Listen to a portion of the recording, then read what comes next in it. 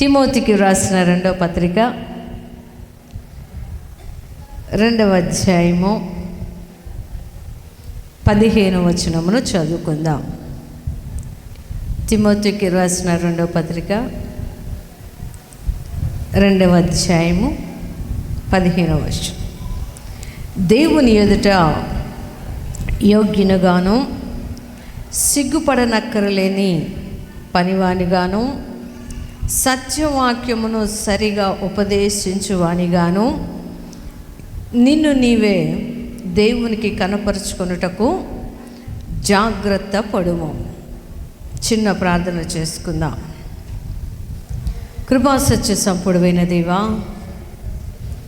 సర్వాధికారి జీవాధిపతివైన యేసయ్య, ఈ దినము తండ్రి మమ్మల్ని సిగ్గుపడనక్కరలేని పనివారుగాను సిగ్గుపడనక్కరలేని జనాంగముగాను మీరు మమ్మల్ని నిలబెట్టినందుకు నీకు స్తోత్రములు యేసయ్య. మేము నాయనా నీ పని నిమిత్తము ఎక్కడ సిగ్గుపడకుండా నిలబడుటకు నీ ఆత్మశక్తిని ధైర్యమును మాకు కలుగచేయమని యేసు నామములో ప్రార్థిస్తున్నాము తండ్రి, ఆమేన్. ఇక్కడ దేవుడు 2 రకాలుగా చెప్తూ ఉన్నాడు. దేవుని ఎదుట యోగ్యునిగాను సిగ్గుపడనక్కర్లేని పనివారిగాను సత్యవాక్యమును సరిగా ఉపదేశించు వానిగాను మనల్ని మనమే దేవుని దగ్గర కనుపరుచుకోవాలి. 2 పనులు ఉన్నాయి దేవుని దగ్గర. ఏమిటంట? ఆయన దగ్గర పని చేసేవారు, వాక్యమును బోధించేవారు అనేది దేవుని దగ్గర ఉండే, దేవుని మందిరములో ఉండే, లేకపోతే ఆయన పనికై నిలబడడానికి ఉండే 2 పనులు ఏమిటంట? సంఘములో ఉండే పని మొదటిది, 2వది వాక్యాన్ని సరిగా విభజించే ఉపదేశించే పని. ఈ 2 మాత్రమే దేవుడు మనుషుల దగ్గర నుండి కోరుకుంటూ ఉన్నారు. అయితే చాలామంది కూడా దేవుని మందిరంలో పని అంటే సిగ్గుపడతారు. మందిరంలో ఏదన్నా చెయ్యాలి అంటే సిగ్గుపడతారు. మందిరంలో ఏ పని ఉంది అని చెప్పినా కూడా ముందుకు రారు. ఎందుకంటే మందిరంలో పని చేస్తే అదేదో అవమానం అనుకుంటూ ఉంటారు చాలామంది. అయితే మందిరములో కానీ దేవుని దగ్గర కానీ ఉండే 2 పనులు ఏమిటంట? వచ్చిన వారికి ఆహారమును తయారు చేయించడం, తయారు చేసే క్రమములో కొంతమంది సహకరించడం, కొంతమంది ఆహారానికి సంబంధించి వడ్డించడం, ఇలాంటి పనులన్నీ కూడా శారీరకంగా మందిరములో ఉండే పనులు. ఈరోజు పాపం ఎక్కడి నుండి ఫస్ట్ వచ్చారు, 8 గంటలకే వచ్చారు. చక్కగా చీపురు తెరుచుకొని 2 ఊడుస్తూ ఉన్నారు. నేను ఇప్పుడే ఎవరు వచ్చారని చూస్తే పెద్దవాళ్ళు, వాళ్ళ వయసులో చిన్నోళ్ళు, కుర్రోళ్ళు ఏం కాదు, చక్కగా మందిరం ఊడుస్తున్నారు. ఇంకేమైనా పని ఉందమ్మా అంటే రాత్రి కుర్చీలు వేసేసారు పాస్టర్ గారు. ఈరోజు పట్టలు పరచడానికి ఎవరు రాలా చర్చిలో వాళ్ళు వచ్చి అడిగారు, ఇంకేమన్నా పని ఉందమ్మా అని. అంటే పరిస్తే పట్టలు పరవండి అమ్మా అంటే చాలా ఆనందంగా సంతోషంగా పట్లన్నీ పరిచేశారు వాళ్ళు. నాకు అనిపించింది, ఈరోజు చెప్పాలనుకున్న వాక్యము చాలామంది దేవుని సన్నిధిలో సిగ్గుపడతా ఉంటారు. దేవుణ్ణి చూస్తే ఎందుకు సిగ్గుపడాలి? దేవుని దగ్గర సిగ్గుపడడానికి, లేకపోతే దేవుని దగ్గర దాచుకోవడానికి మన జీవితం ఏమి ఆయనకి తెలియనిది కాదు. మన బ్రతుకేమిటో ఆయనకి తెలియనిది కాదు. అయినా కూడా దేవుని సన్నిధి అంటే చాలామంది సిగ్గుపడతారు. నేనైతే ఏం సిగ్గుపడనండి. ఉదయాన్నే అందరు వస్తారు. ఈరోజు మా చర్చిలో విశ్వాసులే భోజనానికి ఏర్పాటు చేశారు. అక్క మేము టమాటాలు, వంకాయలు, బియ్యం అవి తీసుకొస్తాం ఈ వారం. సరే, గత వారం కూడా ఎవరో టమాటాలు ఉదయాన్నే ఇచ్చెళ్ళారు. ఏం చేయాలి ప్రభువా, ఇన్ని టమాటాలు? ఒకసారి టమాటాలు తీసుకొస్తే పచ్చడి పెట్టించాం. ఇన్ని టమాటాలు వచ్చాయి, ఏం చేయాలి అనే ఆలోచన వచ్చినప్పుడు, అవును టమాటా రసం తింటాం కదా, ఈ వారం టమాటా రసం చేసేద్దామని ఆ వచ్చిన టమాటాలన్నీ నాకు 1.5 గంట పట్టింది మిక్సీ వేయడానికి. సరే, పోయిన వారం అయిపోయింది. ఈ వారం కూడా మరలా టమాటాలు తెస్తామని ఈరోజు కూడా ఏం చేయాలి, మరలా ఈరోజు కూడా 1.5 గంట ఎక్కువే పడింది మిక్సీ వేయడానికి. ఎందుకు చేయాలి ఈ పని? నాది కాదు కదా, నాకు వాక్యం బోధించే పని కదా, నేనెందుకు చేయాలి ఈ పని అని నేనేమి సిగ్గుపడనండి. మీరందరూ చాలామంది అన్నాలు తిని అక్కడక్కడ ఇసిరేసి వెళ్ళిపోతుంటారు. ప్లేట్లు ఎక్కడ పడితే అక్కడ పెట్టి వెళ్ళిపోతూ ఉంటారు. చూస్తూ ఉంటారు కానీ ఎవరు తీయరు. ఇది మేము తినలేదు కదా, మాది కదా అనేసి వెళ్ళిపోతూ ఉంటారు చాలామంది.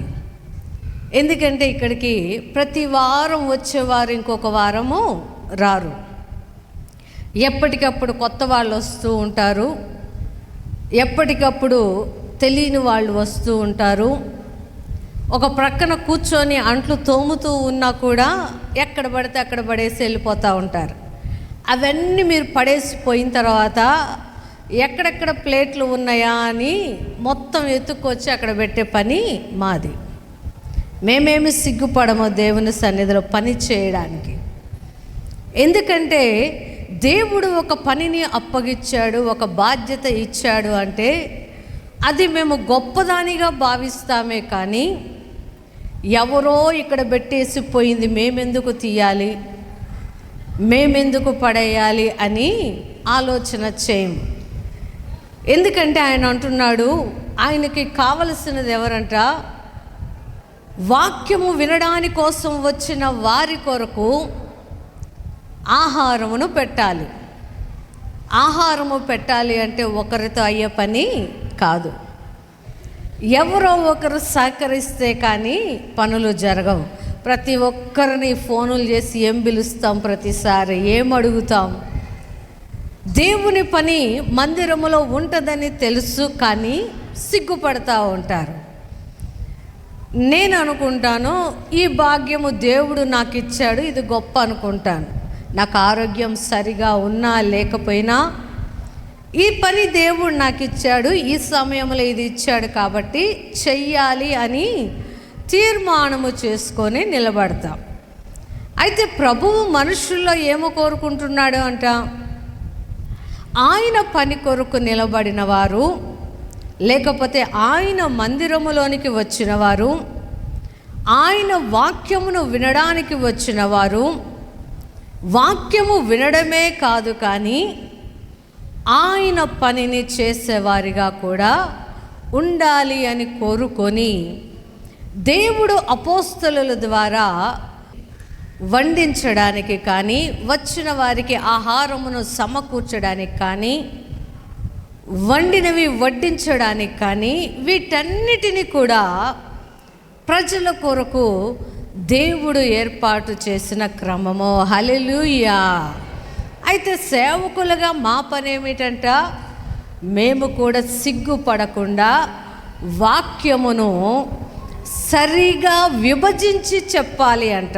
అంటే అర్థమయ్యే రీతిగా, అర్థమయ్యేలాగున వాక్యములో ఏముంది, ఆ వాక్యం మనకి ఏమి చెబుతుంది అని సరిగ్గా వివరించి చెప్పాలి. అపోస్తుల కార్యములు 5వ అధ్యాయము 28వ వచనమును చదువుకుందాం.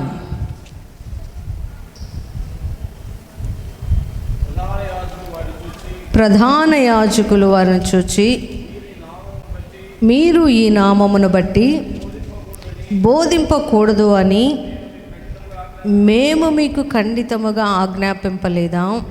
ఇదిగో, మీరు యెరూషలేమును మీ బోధతో నింపి ఈ మనుష్యుని హత్య మా మీదకు తేవలనని ఉద్దేశించుచున్నారని చెప్పెను. అందుకు పేతురు అపోస్తలులను, మనుషులకు కాదు దేవునికే మేము లోబడవలెను కదా. హల్లెలూయా. ఇక్కడ వాక్యమును ఉపదేశము చేస్తున్న పేతురు గారికి ప్రధాన యాజకులు పిలిచి ఆయనతో మాట్లాడుతూ ఉన్నారు. ఏమని మాట్లాడుతూ ఉన్నారు అంటే, ఈ నామము, ఏ నామము? యేసు అనే ఈ నామమును బట్టి మీరు ఇక్కడ పరిచర్య చేయకూడదు. ఆయన నామమును గూర్చి మీరు వివరించకూడదు. ఈ నామము వలన యెరూషలేములోని చాలామంది మా యూదా మతమును విడిచి యేసు ప్రభు దగ్గరికి వచ్చేస్తున్నారు. కాబట్టి ఈ నామమును గురించి బోధించడానికి వీల్లేదు అని చెప్పినప్పుడు పేతురు గారు, అపోస్తలులు అంటున్నారు, మేము దేవునికి తప్పితే మనుష్యులకి ఎవ్వరికి కూడా లోబడము. హల్లెలూయా. వాక్యము చెప్పడం అనేది చాలా కష్టమైందండి. ఎందుకంటే వాక్యము చెప్పిన తర్వాత విన్నవారు వింటారు, ఆ వాక్యము నచ్చని వారు రకరకాలుగా మాట్లాడుతూ ఉంటారు. వాక్యము నచ్చని వారు వారికి నచ్చినట్టు వాక్యము లేదు అని దైవజనుల్ని రకరకాలుగా మాట్లాడుతూ ఉంటారు. అదే సమస్య పేతురుకు కూడా, పేతురుతో పాటు ఉన్న అపోస్తలులకు కూడా ఎదురైంది. వీరు ఎందుకు ఆ నామమును అంత బలముగా ప్రకటించాలి అని కోరుకుంటూ ఉన్నారు అంటే, పేతురు చెప్పాడు కదా, మేము దేవునికి తప్పితే, ఆయన మాటకి తప్పితే ఎవ్వరికి కూడా మేము లోబడము. ఎందుకు లోబడరు అంటే, పేతురుకి దేవుడు ముందుగానే ఆయనకు ఒక మాట చెప్తాడు. 20వ వచనమును చదివితే, ఈ జీవమును గూర్చిన మాటలన్నీ ప్రజలతో చెప్పుడనెను. వారు ఆ మాట విని తెల్లవారుగానే దేవాలయమునకు వెళ్ళి బోధించుచుండరి. ఎవరు చెప్పారంట ఈ మాట? పేతురు గారికి, అపోస్తలులని ఈ ప్రధాన యాజకులు చెరసాల్లో బంధించారు. చెరసాల్లో బంధించినప్పుడు వీరు చేస్తున్న సూచక క్రియలను బట్టి ప్రధాన యాజకులకి వీళ్ళందరికంట హృదయములో మత్సరము కలిగిందంట. ఆ మత్సరమును బట్టి వీరిని చెరసాల్లో వేసినప్పుడు దేవుడు తన దూతను పంపించి అపోస్తలులను, పేతురును చెరసాల గదిలో నుండి బయటికి తీసుకొని వస్తాడు. బయటికి తీసుకొని వచ్చినప్పుడు దేవదూత పేతురుతో మాట్లాడుతూ ఉన్నాడు ఈ మాటని, ఈ జీవమును గురించి మీరు ప్రజలందరికీ బోధించాలి.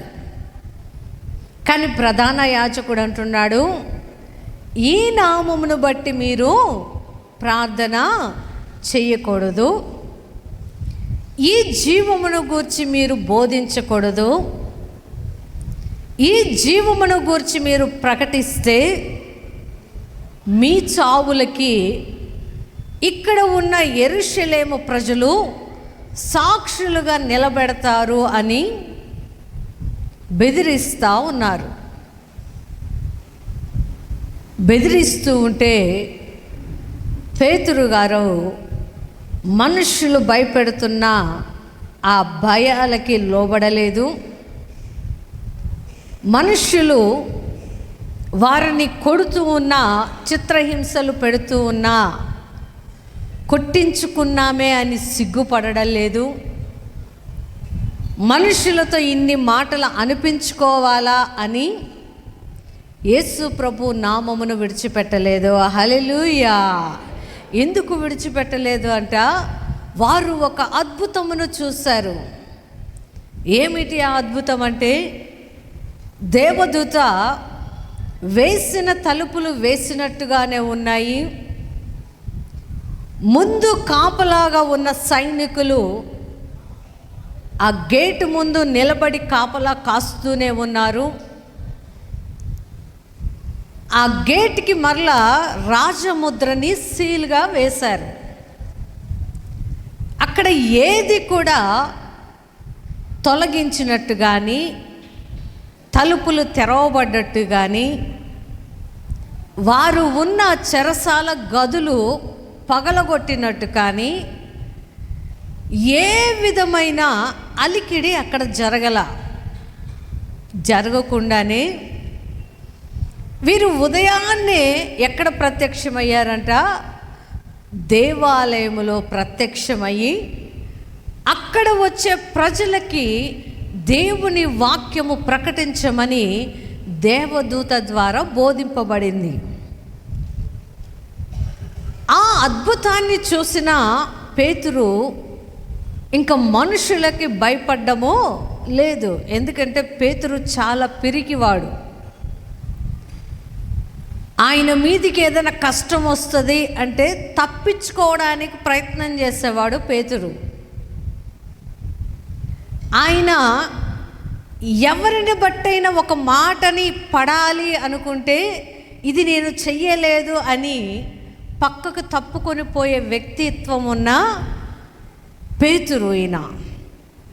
ఎందుకంటే యేసు ప్రభుని సిలువ వేసేటప్పుడు చలిగాచుకున్న వారి దగ్గరికి వెళ్ళి కూర్చున్నప్పుడు వారు అంటారు, నీవు యేసు ప్రభు శిష్యులలో ఒకడివి కదా అంటే పేతురు అంటారు, ఆ యేసు ఎవరో నాకు తెలియదు. లేదు నువ్వు కూడా ఆయన శిష్యుల్లో ఉండడం మేము చూసాము, ఆ శిష్యుల్లో నీవు కూడా ఒకడివి కదా అంటే అసలు ఆ యేసు ఎవరో తెలీదు, ఆయన శిష్యులు ఎవరో తెలీదు అని యేసు ప్రభుకి కలిగిన శ్రమను బట్టి ఆయన ఎవరో తెలియదు అని బొంకిన వ్యక్తి ఈ పేతురు. అలాంటి పేతురు దేవుడు తన ద్వారా అద్భుతాలు చేయడమును, దేవుడు తన ద్వారా ప్రజలను స్వస్థపరచడమును చూసిన పేతురు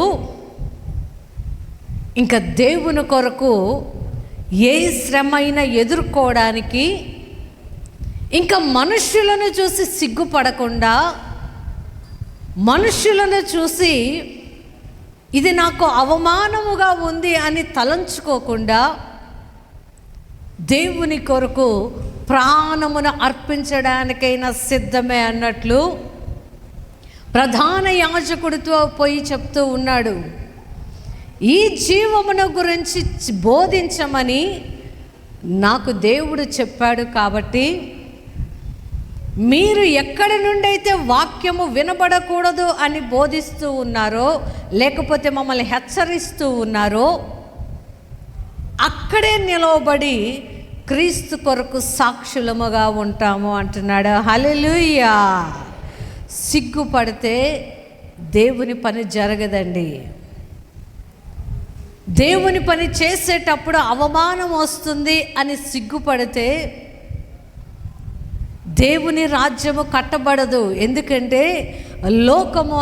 లోకముకి యేసు ప్రభు అంటే అసహ్యం. లోకానికి యేసు ప్రభు పని చేసేవారంటే చిన్న చూపు. లోకమునకు యేసు ప్రభు బిడ్డలు అంటే చాలా తక్కువ ఆలోచన కలిగిన లోకములో బ్రతుకుతూ ఉన్నవారము మనం. లోకము దృష్టిలో మనము చిన్నవారమే అయినప్పటికీ దేవుని దృష్టిలో మాత్రము మనము అందరికంటే కూడా అతి ఉన్నతమైన వారము. హల్లెలూయా. మనుషుల దృష్టిలో మనము తక్కువే, లోకము దృష్టిలో తక్కువే, కానీ రాజాది రాజైన దేవాది దేవుడైన దేవునికి మనము పిల్లలమై ఉన్నాము. హల్లెలూయా. దానిని పసిగట్టాడు కాబట్టి పేతురు ఒక ప్రధాన యాజకులతోనూ పెద్దలతోనూ ఢీకొంటున్నాడు. వారు బంధించిన పేతురు ఉదయానికి దేవాలయంలో ఉండి ప్రసంగము చేస్తూ ఉంటే ఈ ప్రధాన యాజకులకి తెలియదు ఇంకా వారు చెరసాలలో నుండి బయటకు వచ్చారు అని. పేతురు ఒక్కడే కాదు, పేతురుతో పాటు అపోస్తలు కూడా ఉన్నారు. ఇంకా పౌలు గారు అప్పటికి అపోస్తలలో చేర్చబడలేదు. వీరు బయటికి వచ్చారు అని ప్రధాన యాజకులకి తెలియదు. కానీ ఒక వ్యక్తి చూశాడంట.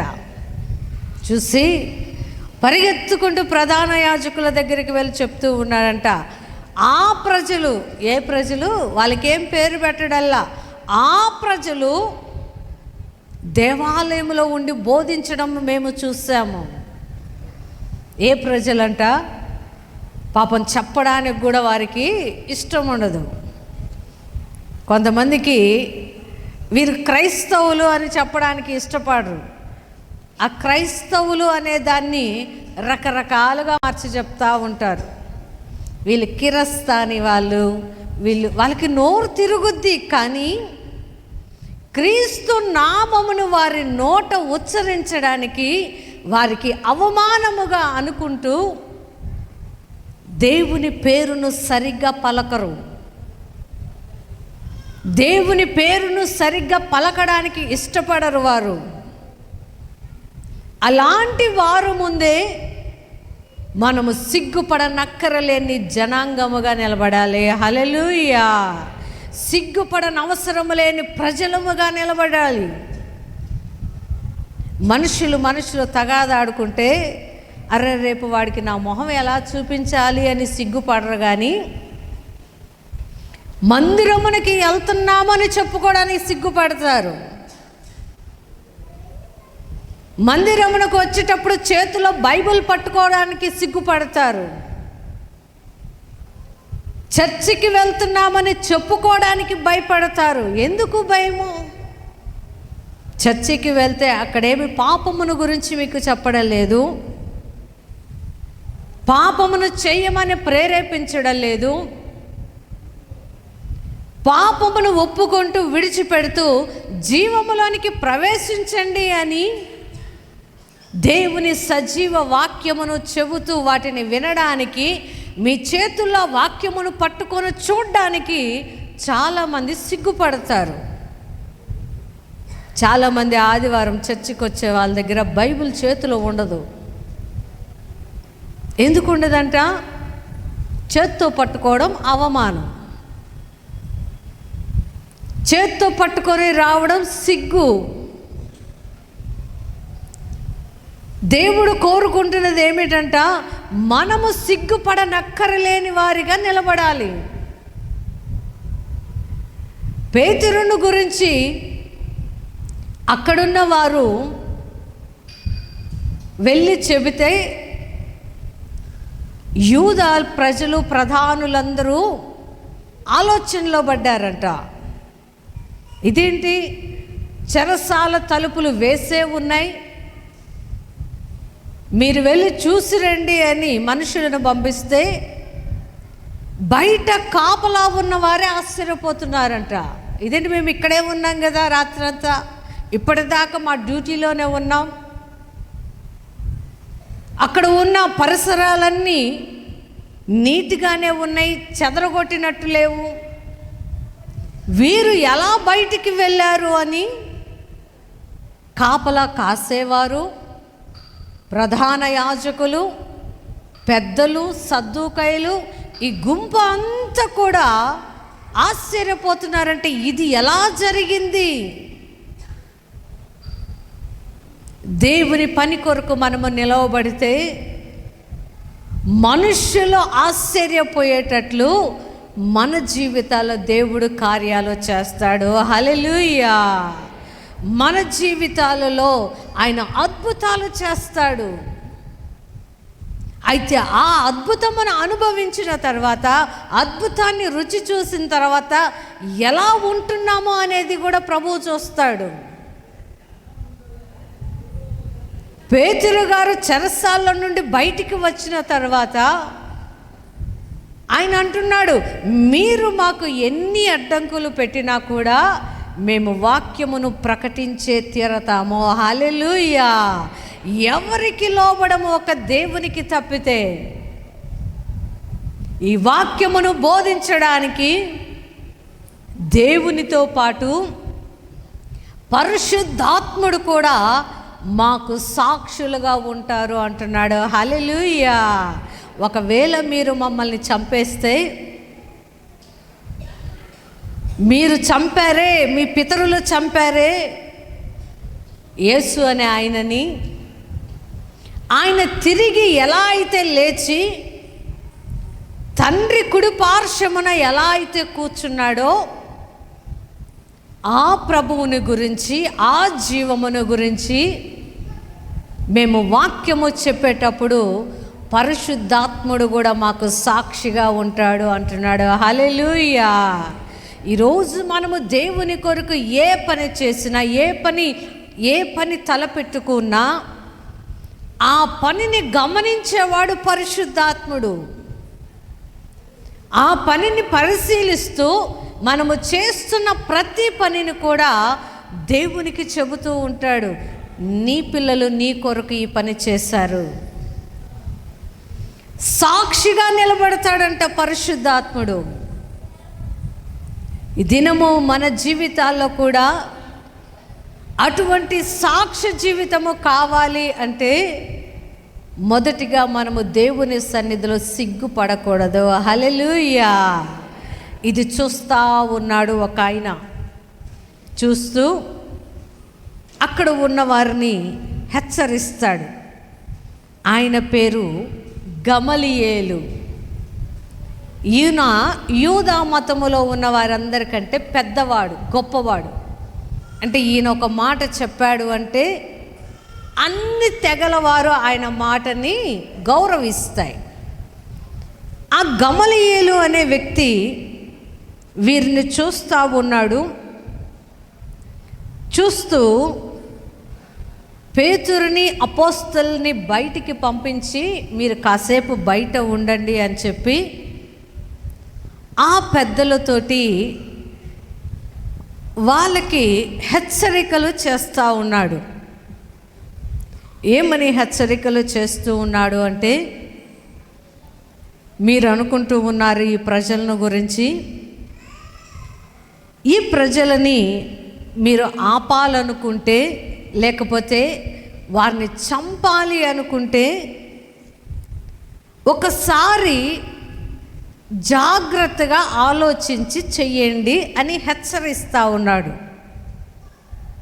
ఈ గమలీయేలు అనే పేరుకు అర్థం ఏమిటంటే దేవుని బహుమానము అని అర్థం. ఎందుకంటే ఈ గమలీయేలు ఆయన జీవితంలో దేవునికి వ్యతిరేకంగా నిలబడిన ఇద్దరు వ్యక్తులను చూశాడంట. వారిలో ఒక అతని పేరు దూదా. ఈ దూదా అనే వ్యక్తి 400 మందిని మనుషులను వేసుకొని పౌలు కంటే ముందుగా కూడా దేవుని ప్రజలకి వ్యతిరేకంగా నిలబడ్డాడంట. ఎందుకంటే కొంతమందికి మనుషుల బలమును చూసుకుంటే వాళ్ళు బలవంతులు కాకపోయినా మేము చాలా గొప్పవాళ్ళం అనుకుంటారు. ఈ దూదా కూడా అలానే ఆలోచిస్తూ ఉన్నాడు. ఆయన అనుకుంటున్నాడంట, తనకు తానే గొప్పవాడు అనుకుంటున్నాడంట. అనుకొని దేవుని ప్రజలకి వ్యతిరేకంగా నిలబడితే అతను చనిపోయిన తర్వాత అతన్ని అనుసరించిన వారందరూ చెదరిపోయి వ్యర్థులైపోయారంట. అంటే దేనికి పనికిరాని వారిగా అయిపోయారు.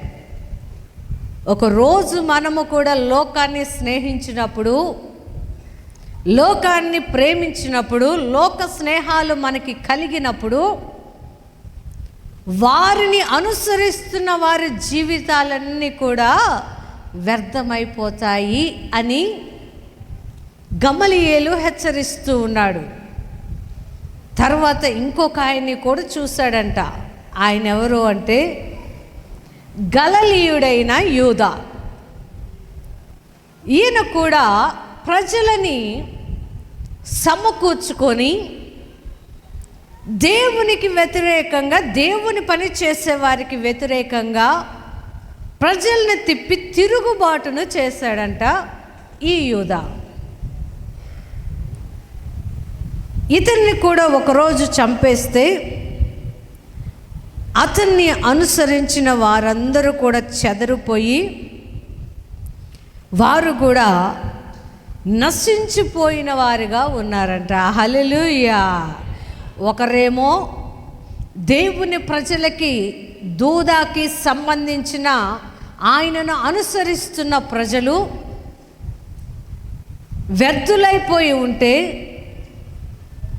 యూదాని అనుసరించిన వారు నశించే పోయారంట. ఈ రెండు మాటల్ని వారికి ఉదాహరణగా చెప్పి గమలీయేలు అంటున్నాడు, ఇప్పుడు ఆలోచించుకోండి, ఈ ప్రజలని దేవుని పక్షమున వీరు ఉన్నవారైతే మీరు దేవునికే వ్యతిరేకంగా తిరిగిన వారు అవుతారు. వీరు దేవుని పక్షమున కాని వారైతే దేవుడే వారిని చూసుకుంటారు అని గమలీయేలు హెచ్చరించిన తర్వాత ఈ పేతురుని, అపోస్తలుని చంపకుండా పరిసయ్యులు కొట్టి విడిచిపెట్టారంట. హల్లెలూయా. కొట్టి విడిచిపెట్టిన తర్వాత వాళ్ళు మళ్ళీ వచ్చి ఏం చెప్తున్నారంట, క్రీస్తే దేవుడు అని అదే పట్టణంలో గట్టిగా బోధిస్తూ ఉన్నారంట. హల్లెలూయా. సిగ్గుపడితే దేవుని పని జరగదు. భయపడితే దేవుని రాజ్యము వ్యాప్తి కాదు. మనుషులను చూసి దీనివల్ల మనకు అవమానం వస్తుందేమోనని దేవుణ్ణి విసర్జించే వారిగా ఉండకూడదు. ఎందుకంటే రోమాపత్రిక 5వ అధ్యాయం 5వ వచనంలో ఉంటుంది, ఈ నిరీక్షణ మనల్ని సిగ్గుపరచనివ్వదు. జీవము కొరకు ఎదురు చూస్తున్న వారి యొక్క నిరీక్షణని దేవుడు సిగ్గుపరచనీయుడు. ఆయన ప్రజల్ని ఆయన అవమానపడనివ్వడు. ఒకరోజు మనము ఈ దినము అవమానింపబడినా దేవుడు వచ్చినప్పుడు, క్రీస్తు ఎలా అయితే దేవుని సింహాసనం కూర్చుని ఉన్నాడో ఆయన నిమిత్తము సిగ్గుపరచబడిన వారందరినీ కూడా ఆయన ప్రక్కన కూర్చుండబెట్టుకుంటాడు యేసయ్య. హల్లెలూయా. కాబట్టి లోకములో ఏ పని వస్తున్నా సిగ్గు వస్తే దాని నుండి మనము తప్పుకోవచ్చు, కానీ దేవుని పని విషయమైనా, వాక్యమును సరిగా విభజించి బోధించే వాటి విషయములోనైనా మనుష్యులు దేవుని బట్టి మనల్ని అభ్యంతరపడిస్తే, లేకపోతే దేవుని బట్టి, యేసు ప్రభువుని బట్టి మన మీద దూషణ మాటలు, చెడ్డ మాటలు పలికితే మనము సిగ్గుపడని అవసరమే లేదు. హల్లెలూయా. సిగ్గుపరచబడేది అపవాది సంబంధి, భయపెట్టేవాడు అపవాది సంబంధి. భయపెట్టి కూడా లోపరుచుకోవాలనుకునేవాడు అపవాది మనస్సు కలిగిన వాడు. కాబట్టి పౌలు, అపోస్తలు, పేతురులు లాగా క్రీస్తు ఇచ్చిన జీవములో ధైర్యము కలిగి యేసు ప్రభు కోసము సజీవమైన సాక్షులముగా నిలబడదము. అట్టి కృపను దేవుడు మనకు దయచేయునుగాక. ఆమేన్.